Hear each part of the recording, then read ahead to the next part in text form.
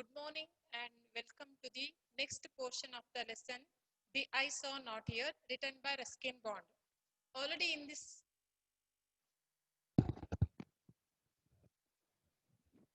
sorry, already in this lesson we have met two characters, main two characters. Though in this lesson we have three characters, and the third character comes almost at the end of the lesson, and two main characters whom already we have met. One is the narrator.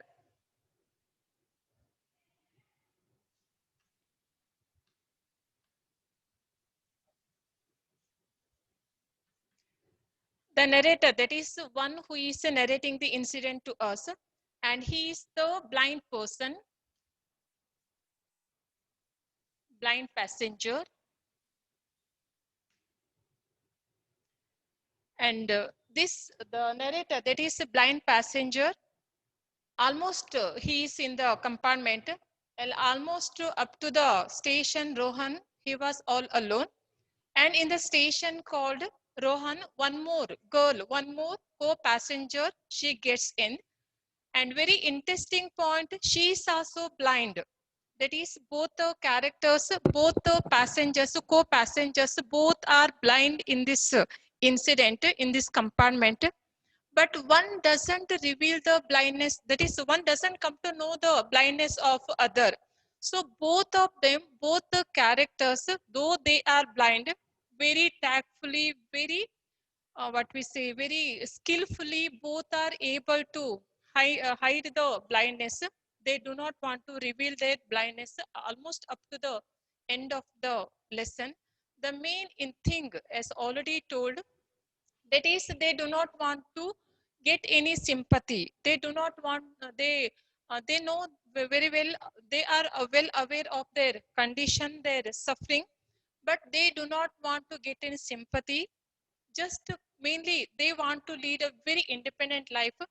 They want to be treated as normal people by other normal people. So only both the characters work, they strive very hard, mainly to lead a normal life, mainly to behave, or mainly to behave just as they are as very normal, and want to hide their blindness, as all that is already discussed. So the page number 11, The I Saw Not Here by Ruskin Bond. So here the narrator, that is the passenger, blind passenger, first passenger, he mainly tells he is going to Dehra and then to Mussoorie. And the girl, she mainly, that is another co-passenger, she mainly says she is going to Saharanpur. And in that station, her aunt, she's coming to meet her. So even though that girl, even though the narrator, he doesn't know how does she look, what may be her physical appearance, but very curious to know her about her physical appearance. Just he is very excited, very curious to know how she may look. Even though he knows very well, it is very difficult to find out how does she look, mainly because he is completely blind. Still, he is very curious to know how does she look. And when the first passenger, the narrator mainly he says, yes, he is going to Dehra and then to Mussoorie. The girl, she answers, oh, how lucky you are. I wish I were going to Mussoorie. I love the hills, especially in October. As we all know, Mussoorie, a very famous hill station, that is one of the famous hill stations, and that is very famous mainly for its natural beauty. Yes, this is the best time, I said, calling on my memories. Since that blind passenger, he is not in a condition to see anything. But when once upon a time, that is almost in the beginning, when he had a little bit eyesight. So at the time he had gone there, had gone to the Mussoorie. So recalling his memories of that beautiful hill station, he mainly answers, yes, this is the best time. One thing, dear students, the narrator, he doesn't reveal, sorry, I do not know how does it look, I'm blind. He doesn't say anything. He doesn't reveal anything of his blindness. He behaves or he answers as he is able to see everything. The hills are covered with wild dahilas. The sun is delicious. And at night, you can sit in front of a log fire and drink a little brandy. Most of the tourists have gone, and the roads are quiet and almost deserted. Yes, October is the best time. She was silent. And I wondered if my words had touched her or whether she thought me a romantic fool. Then I made a mistake. What is it like? I asked. That is outside. Just he wanted to have a conversation. Just he wanted to continue the conversation with that girl. So mainly because that is since both are there, only both are there in the compartment. It is he wants to be occupied. He wants to be engaged with some conversation.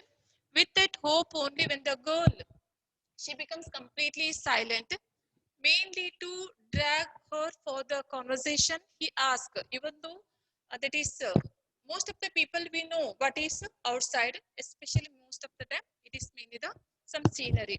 So just he asked, okay, what is it like? I asked. She seemed to find nothing strange in the question.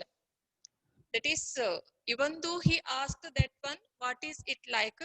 If a person is able to see what is outside, definitely he might haven't asked that question. But here his intention mainly to drag that girl for the conversation. So he mainly asked, okay, what is it like? But that girl, maybe she didn't notice all those things. So she only, has she noticed already that I could not see? But her next question removed my doubts. Why don't you look out of the window? She asked. I moved easily along the berth and felt for the window ledge. The window was open and I faced it, making a pretense. So, just to see the suffering, the pain of that particular blind passenger, though he knows it is very difficult to analyze it, to realize what is outside, still his pretendence, as he is able to see everything, so he goes and sits near the window and he behaves, he pretends as he is able to see everything so that his blindness should not be revealed to anyone. And he behaves or he pretends as he is able to study the landscape so that his co-passenger she shouldn't come to know about his blindness. I heard the panting of the engine, the rumble of the wheels, and in my mind eyes, I could see the telegraph post flashing by. Have you noticed? I ventured. The trees seem to be moving while we seem to be standing still. Okay, once again, in this particular one, it is very common. Whenever we are traveling, maybe by bus, by train, so we feel that the trees, the houses, though they are static, though they do not move, but as we are moving by train or bus or by any vehicle, we feel as those static things, those stagnant things, they are also moving along with us. And it is quite common and everybody knows that one. Still, once again, as already told, just to drag that girl for the conversation, just to have a conversation with that girl, to continue the conversation with that girl, he asks somewhat very silly question that trees seem to be moving while we seem to be standing still. And quite naturally, the girl answers as that always happens. And once again here, the that is another passenger, the girl, though she is blind, she mainly behaves or she mainly answers as it is a quite a natural phenomena. That is, she answers as that always happens. So here we have to note one more thing.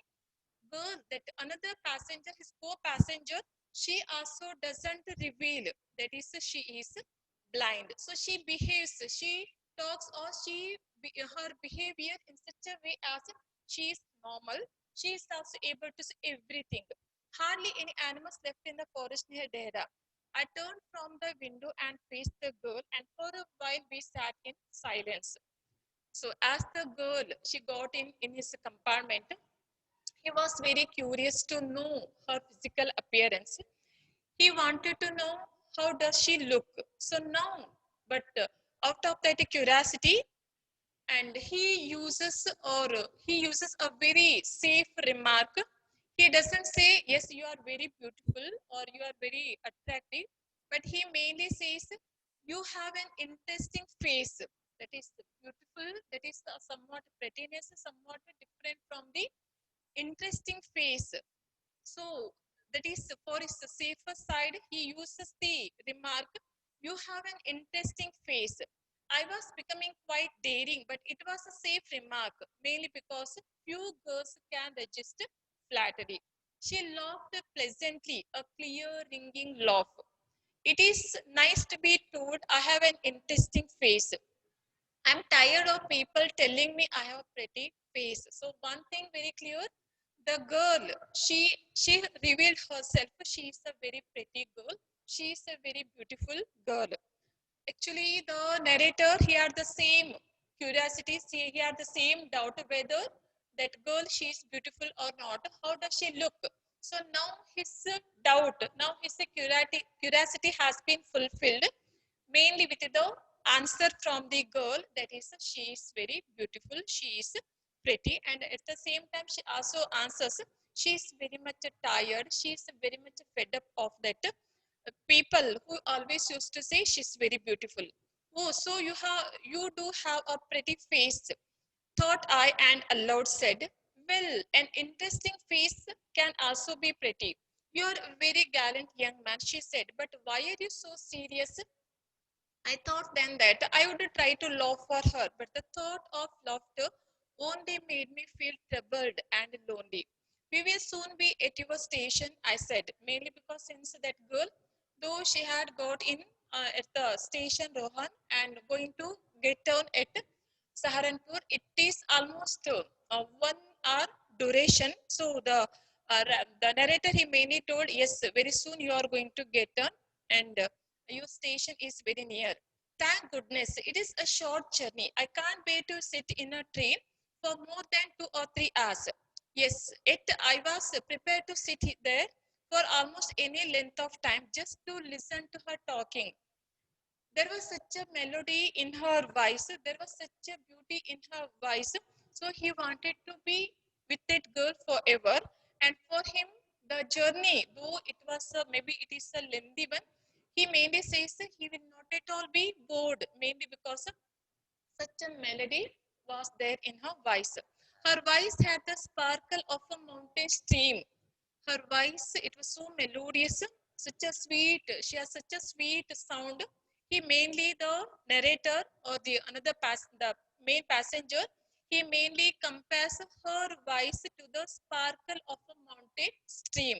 As soon as she left the train, she would forget our brief encounter, but it would stay with me for the rest of the journey and for some time after.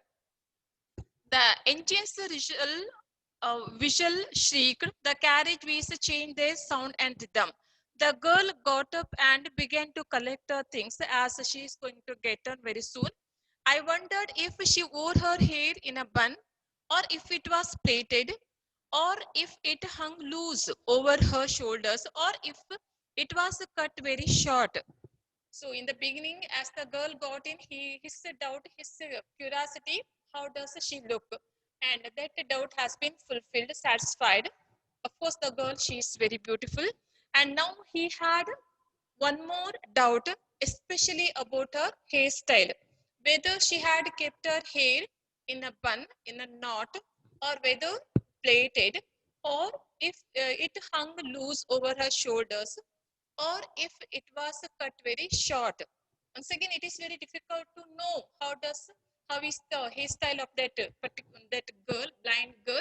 Still, he is very curious to know about her hairstyle. The train drew slowly into the station. Outside, there was the shouting of porters, vendors, and a high-pitched female voice near the carriage door, which must have belonged to the girl's aunt. Goodbye, said the girl. As the girl, she becomes ready to get down, she says goodbye. She was standing very close to me, so close that the perfume from her hair was tantalizing, so tempting. I wanted to raise my hand and touch her hair, but she moved away. And even just to know the maybe because very soon the girl she is going to get down. And later he doesn't come to know about the hairstyle, but he was very curious to know about her hairstyle. So even he wanted to touch her hair, but later he felt it is not so good. It is not a good manner to touch her hair. So just he wanted to control his feeling of knowing her hairstyle. You may break, you may shatter the vase if you will, but the scent of the roses will linger there still. It will remain forever. There was some confusion in the doorway. A man getting into the compartments stammered an apology. Then the door banged shut. The world was shut out again. I returned to my berth. So the girl, she already got down. The one more passenger got in his compartment. The guard blew his whistle and we moved off. Once again, I had a game to play and a new fellow with a new fellow traveler. So once again, the writer, though he doesn't want anybody's the narrator, though he doesn't want anybody's sympathy, still he feels very bad every time whenever he meets any person, any passenger. Every time he has to play the role as is normal. Every time he has to behave in such a way as other people they shouldn't doubt his blindness. Other people they shouldn't doubt his weakness, physical weakness, so that nobody should express their sympathy. So very sadly he mainly says, yes, once again I have to play the role of once again I have to play certain game as he, that is the passenger, the narrator, he is completely okay. He's a normal person. The train gathered speed. The wheels took up their song. The carriage groaned and shook. I found the window and sat in front of it, staring into the daylight that was completely darkness for me. So many things were happening outside the window. It would be a fascinating game, guessing what went on out there. The man who had entered the compartment broke into my reverie means daydream. You must be disappointed, he said. I'm sorry I'm not as attract a traveling companion as the one who just left. She was an interesting girl, I said. As already told, that is the narrator. He has a doubt about her hairstyle. Since the girl already she got down, he didn't come to know, or he was not able to satisfy his doubt, his curiosity, but he wanted to fulfill his satisfy his doubt or curiosity. So he asked that another third passenger, can you tell me, did she keep her hair long or short? I don't remember, he said, sounding puzzled. It was her eyes I noticed, not her hair. She had beautiful eyes, but they were of no use to her. She was completely blind. Didn't you notice? Actually, the narrator, he had no idea at all. The passenger till now, that is up to Shahanpur, the girl who had been traveling with him, she was blind. He had no idea at all. That is, the girl so tactfully, so artistically, or so skillfully behaved, acted in such a way as the narrator, though he was also blind, though every time he has to pretend as he is normal, though every time he has to behave as he is a normal person, even he also didn't come to know about the blindness of that girl. Really, and even that girl, the girl who had got in at Rohan, that girl also she didn't discover, she didn't come to know. That is, the passenger was already in that compartment. He was blind. So both of them they behave in such a way as both, that is nobody, both of them they do not come to know about the blindness of each other. So that is really what we can a great hats off to both the passengers, both the blind. That is, though in a way, in one way or another way, maybe we are physically weak, but we should be very strong. So only we can lead a very happy life, a beautiful life. And one more thing, instead of expressing our sympathy to anyone, it is better to help them to lead a very normal life, a very independent life, so that they can enjoy everything, every facility in this society. Thank you. Stay home, stay safe.